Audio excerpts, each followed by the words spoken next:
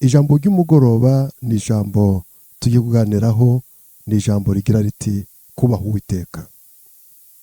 Turifashisha ibyanditswe byera, turifashisha amagambo amwe n'amwe yo muri Bibiliya, turasanga mu mubwiriza, turasanga muri Yobu ndetse no mu migani. Reka muri Yobu ibice 28 umurongo wa 28 hari umurongo mwiza abarokore twese tuzi, abenshi iyo tumaze kwakira agakiza, iyo tumaze gukurira mu gakiza, umurongo abenshi turawuzi. Yobu ibice 28 umurongo wa 28 ni umurongo ugira uti: dore kubaha Uwiteka nibwo bwenge, kandi kuva mu byaha niko kujijuka. Kubaha Uwiteka nibwo bwenge. Bibiliya arahitubwira ngo iyi ni indunduro y'ijambo, byose byarumviswe. Wubaha Imana kandi ukomeza amategeko yayo, kuko ibyo ari byo bikwiriye umuntu wese. Tubisanga mu gitabo cy'umubwiriza ibice 12 umurongo wa 13. Byose mwene data byarumviswe. Inkuru nziza y'agakiza Yesu Kristo yarumvikanye mu matwi y'abantu benshi. Ubutumwa bwiza bwaramamaye, ubutumwa bwiza mu matorero atandukanye anyuranye, ubutumwa bwiza kuri YouTube, kuri za platform nyinshi, kuri za social media, ubutumwa bwiza bwarumvikanye.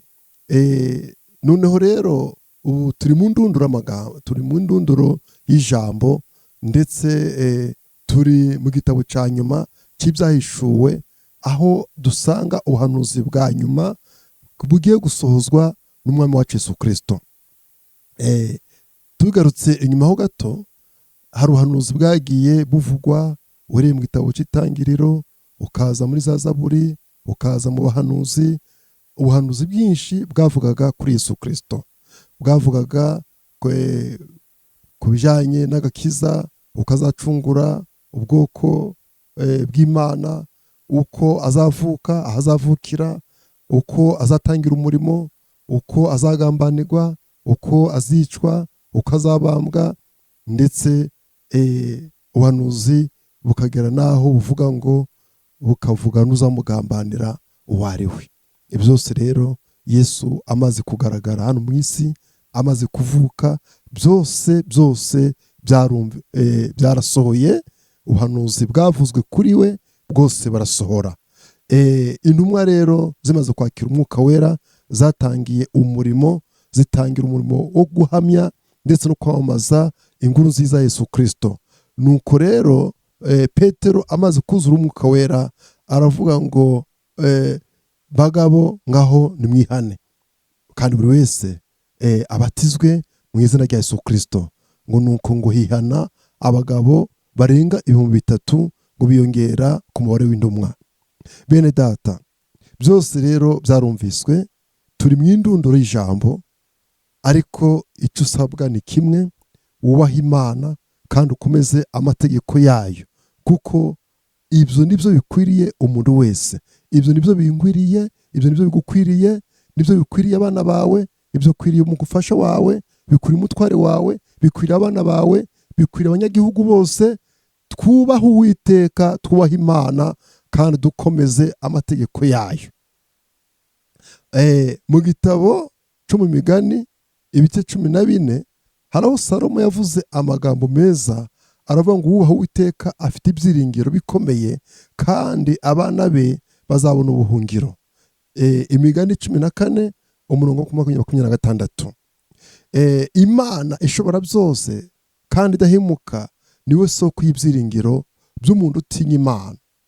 Ntibitangaje rero kuba uwo muntu ategereza iby'igihe kizaza afite ibyiringiro bikomeye. Mwene data, muri mugoroba ndakuremamo ibyiringiro, ndakuremamo ibyiringiro. Ugira ibyiringiro by'uko uzabona Imana, ugira ibyiringiro by'uko uzabona ibihe byiza, ariko icyo usabwa ni uko wubaha Uwiteka Imana, nayo ikarema ibyiringiro mu mutima wawe, mu bugingo bwawe. Mureke rero duce bugufi dusenga Imana. Imana y'amahoro, Imana igira neza, Imana ibana natwe, se w'umwami wacu Yesu Kristo, twongeye kugushima, twongeye kuguhimbaza kubw'umwanya mwiza uduhaye muri uyu mugoroba kugira ngo twumve ijambo ryawe. Biradukwiriye ko twubaha izina ryawe, biradukwiriye ko tukubaha kuko niwo muremyi wa twese, niwo Mana idukunda. Uyu mwanya rero ndasengera abadukurikiye bose, ndasengera abaduteze amatwi bose muri uyu mugoroba kugira ngo ubahe umugisha, muri uyu mugoroba ubahe kurara neza, mu bicuku bya nijoro ubasange, mu bicuku bya nijoro barota Imana, muri bicuku bya nijoro bumve imirinde gutabaga kwawe, mu bicuku bya nijoro ubarinde sekibi, ubarinde imitego y'abadayimoni, ubarinde amahembe y'abadayimoni, ubarinde imigambi y'ikuzimu. Mu izina rya Yesu Kristo turasengera buri wese kugira ngo ineza yawe n'urukundo rwawe byigaragaze kandi byigaragarize ku buzima bwacu no ku bana bacu. Utugire neza rero, amaraso Yesu Kristo atugote, adutunganye, kandi nukuri umwuka wera akomeza dushoboze kubaha izina ryawe, kandi nukuri dukomeza amategeko yawe nk'uko ijambo ryawe ritubwira uhereye mu gitabo cy'itangiriro kugeza mu byahishuwe. Dukomeza amategeko yawe, twubaha izina ryawe, nawe uzaturemera ibyiringiro. Niko dusenye twizeye muri umugoroba mu izina ry'umwami wacu Yesu Kristo, amen, amen. Mwari kumwe na Pasitoro Uwumuremyi Jean Felix, umuyobozi wa Nine Hope, akaba n'umushumba wa paruwasi ya Karumeli mu itorero Église de Dieu de Nouveau Testament.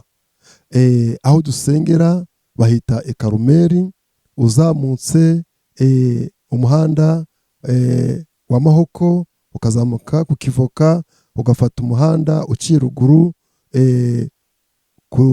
kuri kariyeri. Aho ngaho hari umusozi w'i Karumeli, hari urusengero rwiza. Mwese turabararitse muzaze dufatanye gusenga. Dusenga kwa gatatu, tugasenga no ku cyumweru, tugahereza Imana icubahiro, tukayiramya, tukayihimbaza, kandi tukumva n'ijambo ry'Imana.